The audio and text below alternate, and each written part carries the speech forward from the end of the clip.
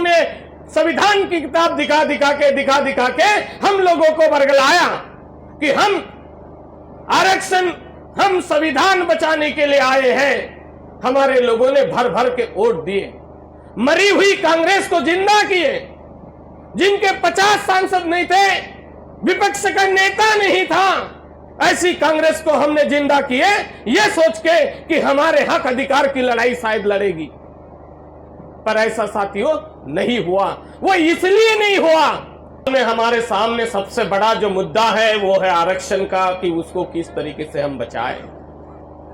कि डॉक्टर बाबा साहब आम्बेडकर जी ने इस आरक्षण के लिए हमें, हमारे राजनीतिक एवं अधिकार के लिए भी अपने 4-4 बच्चे जो खोए थे, उस चीज के लिए कि वो अकेला इंसान लड़ा था उस समय, और उस इंसान ने हमारे लिए एक आरक्षण की व्यवस्था की थी कि हम यहाँ के तमाम जो लोग हैं उच्च वर्णीय, उनके बराबरी में हम आ सके।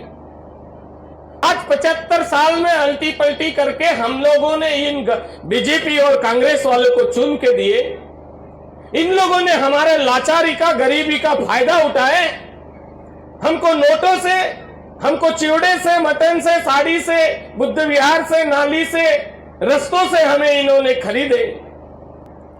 हमने आंदोलन किए, भारत बंद किए, बहन जी का आदेश था, पूरा का पूरा भारत बंद रहा। कुछ राज्यों में हमारे लोगों को मारा भी गया और 1-2 लोगों की जानें भी चली गई। बावजूद हमने ये भारत बंद का आंदोलन सक्सेस किए, पर उसका भी असर इस महाराष्ट्र की गवर्नमेंट पे नहीं हुआ। इस देश में जन्मे तमाम संत महापुरुषों की विचारधारा को नमन करते हुए और इस देश पे दबे कुचले दलित, महिलाएं, तमाम लोगों को 2500 सालों की गुलामी से आजाद कर समानता का अधिकार देने वाले, हमारी किस्मत लिखने वाले इस देश के रचयिता, विश्व रत्न बोधिसत्व डॉक्टर बाबा साहब आम्बेडकर जी के विचारों को नमन करता हूं। तो आज की इस चुनावी सभा में आप लोगों ने बहुत कुछ सुन चुके हैं। पिछले महीने मैं यहाँ पे रही सभा हुई थी, वहाँ मैं आया था, मतलब चुनाव का फॉर्म भरने के पहले काफी लोग थे वहाँ पे। तो साथियों, जो आप लोगों ने इतनी सारी जो बातें सुने हैं, आज हमारे ऊपर जिस तरीके से परेशानियां आ रही हैं, हम सड़क का आंदोलन कर रहे हैं, फिर भी वो परेशानी हमारा साथ नहीं छोड़ रही है। हमारे लिए न्यायालय के दरवाजे बंद हो गए हैं, जिस तरीके से अभी स्नेहाताई ने बताई है। अभी फिलहाल में हमारे सामने सबसे बड़ा जो मुद्दा है वो है आरक्षण का, कि उसको किस तरीके से हम बचाएं।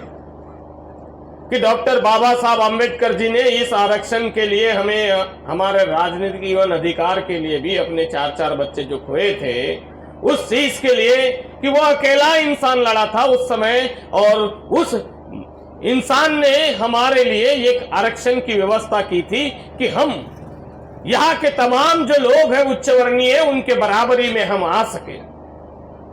और आज ये हालात है कि 75 साल के अंदर में हम लोग एक खतरा महसूस कर रहे हैं। हमारे बच्चों के भविष्य के ऊपर खतरा मंडरा रहा है, हमारे शिक्षा पर खतरा मंडरा रहा है, हमारे रोजगार पे खतरा मंडरा रहा है, और आज हमारे पास उसका कोई भी सॉल्यूशन नहीं है, हल नहीं है।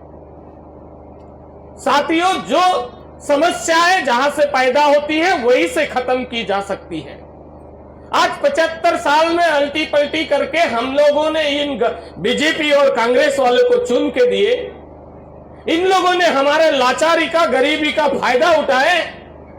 हमको नोटों से, हमको चिवड़े से, मटन से, साड़ी से, बुद्ध विहार से, नाली से, रस्तों से हमें इन्होंने खरीदे। गलती हमारे लोगों की नहीं है। जो बाबा साहब का सपना था कि यहाँ का हर एक व्यक्ति आर्थिक, शैक्षणिक एक मजबूत हो, सामाजिक लेवल से मजबूत हो, पर आज तक 75 साल में हम लोग ये नहीं हो पाए। वो इसलिए नहीं हो पाए कि बाबा साहब जी का सपना था कि जो ये आरक्षण दिया गया है, इस आरक्षण से जो लोग चुने जाएंगे, वो लोग विधानसभा में, अगर राज्य का है तो विधानसभा में, और देश का है तो संसद में जाके वो अपने अपने लोगों की बात रखेंगे। अब हमारा बड़ा दुर्भाग्य है कि हमारे ऊपर इतनी सारी समस्याएं हैं और हमारे चुने हुए लोग बाबा साहब की दया के कारण जो आरक्षण मिला है, बाबा साहब के बलिदान के कारण जो आरक्षण मिला है, उस आरक्षण से भी चुन कर जाने वाले लोग हमारे हक अधिकार की बातें विधानसभा में नहीं कर पा रहे और इसलिए ये हालात हमारी हैं। अभी जो हमारे आरक्षण के ऊपर जिस तरीके से इन लोगों ने न्यायालय की तरफ से बंद करने का, क्रिमिनल लगाना और वर्गीकरण करना, मतलब ये पहला कदम है कि इसके कुछ साल बाद ये आरक्षण हमारे लिए धीरे धीरे खत्म हो जाएगा। मतलब आरक्षण को खत्म करने का अगर ये सीधा सीधा नहीं बोल सकते थे तो न्यायालय के रास्ते से इन लोगों ने बंद करने का हमारा प्लानिंग बना दिए। जब हमारे पास दो रास्ते होते हैं कि अन्याय अत्याचार हो जाए तो हम लोग न्यायालय में जाके हमारे लिए न्याय की मांग कर सकते हैं, पर न्यायालय ने भी ये फैसला दिया है, जब रिपिटीशन डाला गया था तो इसके बाद ये जो एससी एसटी के आरक्षण में वर्गीकरण और क्रिमिनल का जो मामला है, इसके बाद न्यायालय में इसके ऊपर कोई भी चर्चा नहीं होगी, मतलब न्यायालय की बात खत्म हो गई। हमने आंदोलन किए, भारत बंद किए, बहन जी का आदेश था, पूरा का पूरा भारत बंद रहा। कुछ राज्यों में हमारे लोगों को मारा भी गया और एक दो लोगों की जानें भी चली गई। बावजूद हमने ये भारत बंद का आंदोलन सक्सेस किए, पर उसका भी असर इस महाराष्ट्र की गवर्नमेंट पे नहीं हुआ।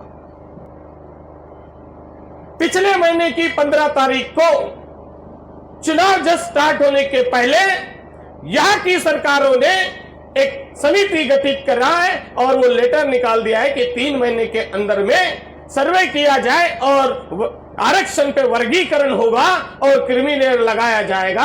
तो 3 महीने के, अभी समझ लो चुनाव होगा, चुनाव के 2 महीने के बाद ये सारी चीजें चालू हो जाएगी।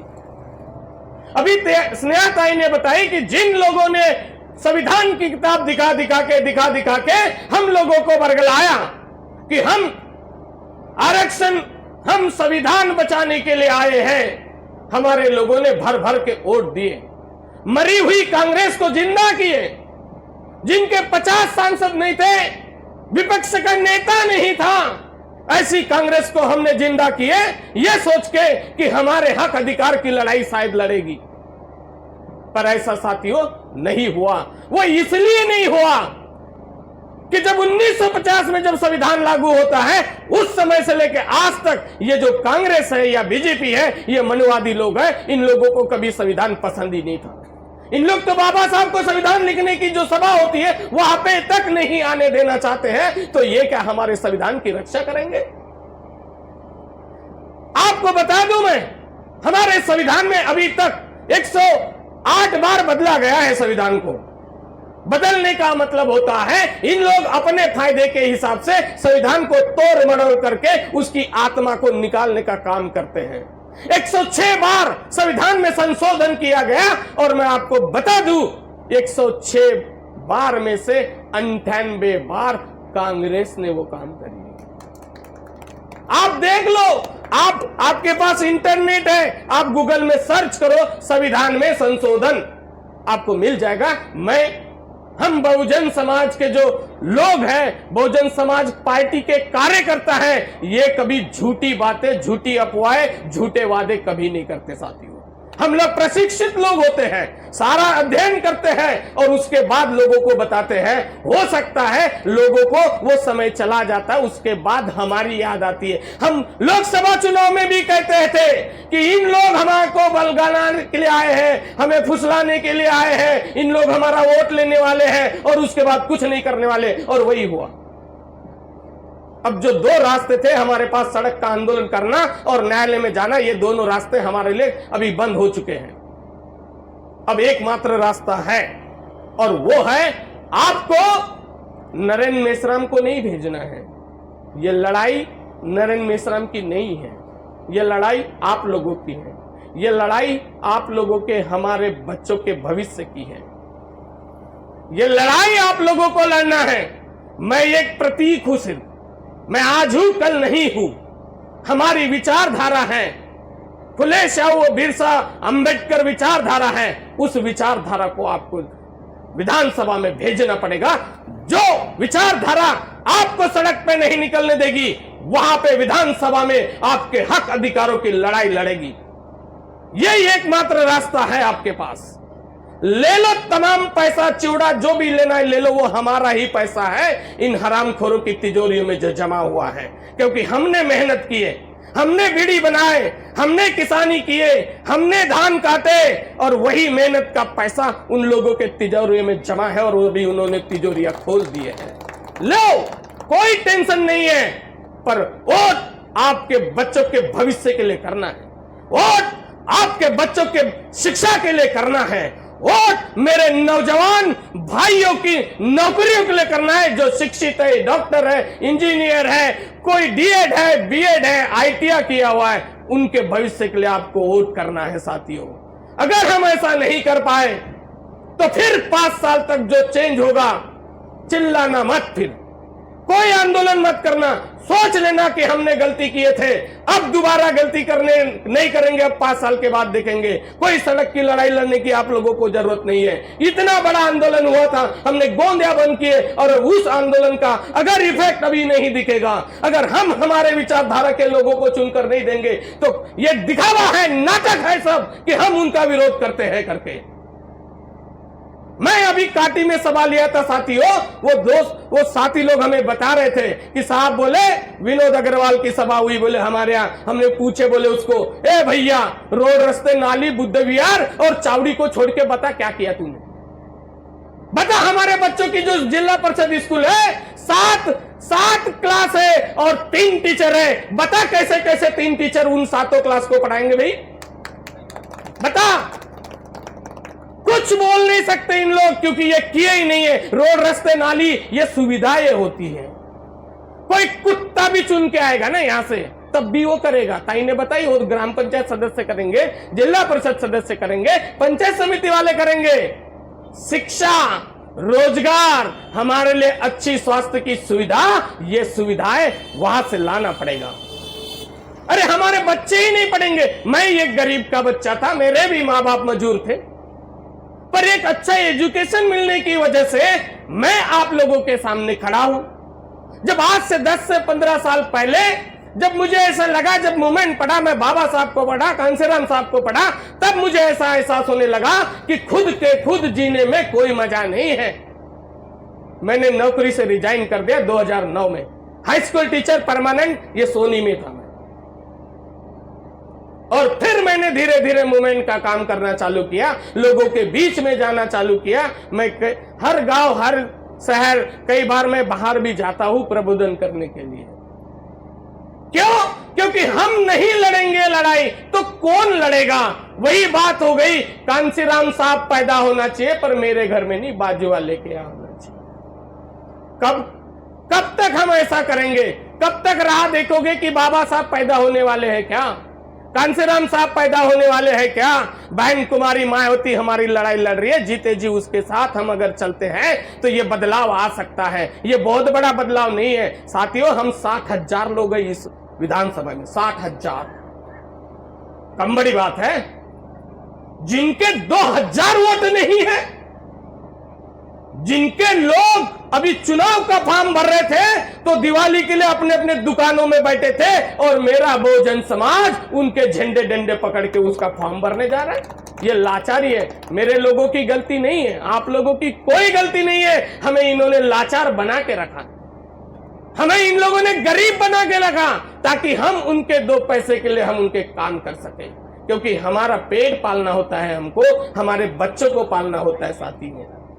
आपको सोचना पड़ेगा, क्योंकि अगर नरेंद्र मेश्राम चुनाव लड़ेगा तो कभी नहीं जीत सकता, पर अगर नरेंद्र मेश्राम का समाज चुनाव लड़ेगा तो ये समाज जीत होगा, समाज की जीत होगी। इसलिए मैं आप लोगों के समक्ष, आप इतने देर से यहाँ पे बैठे हो, आप एक एक आदमी 10-10 वोट लाइए, क्योंकि 20 तारीख तक मैं यहाँ पे नहीं आने वाला।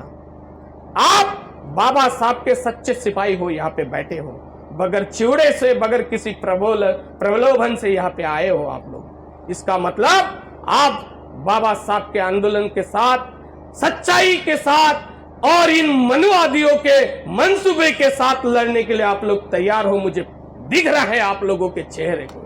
आप लोग सिर्फ एक काम करना, जब वोट देने जाओगे अपने बच्चों के चेहरे देख लेना और बाबा साहब की फोटो को वंदन करना और आप वोट देने चले जाना। साथियों, आपकी उंगली इधर उधर नहीं होगी, सिर्फ 3 नंबर पे दबेगी, बाबा साहब के हाथी पर ही दबेगी। इतना बोलकर मैं मेरे 2 शब्द समाप्त करता हूं। मेरी और सभा है रत्नारा में, तो आप लोगों को विश्वास भी दिलाता हूं कि अगर आप लोग लड़ेंगे तो शायद हम जीतेंगे। एक साथ लड़ाई करना पड़ेगा।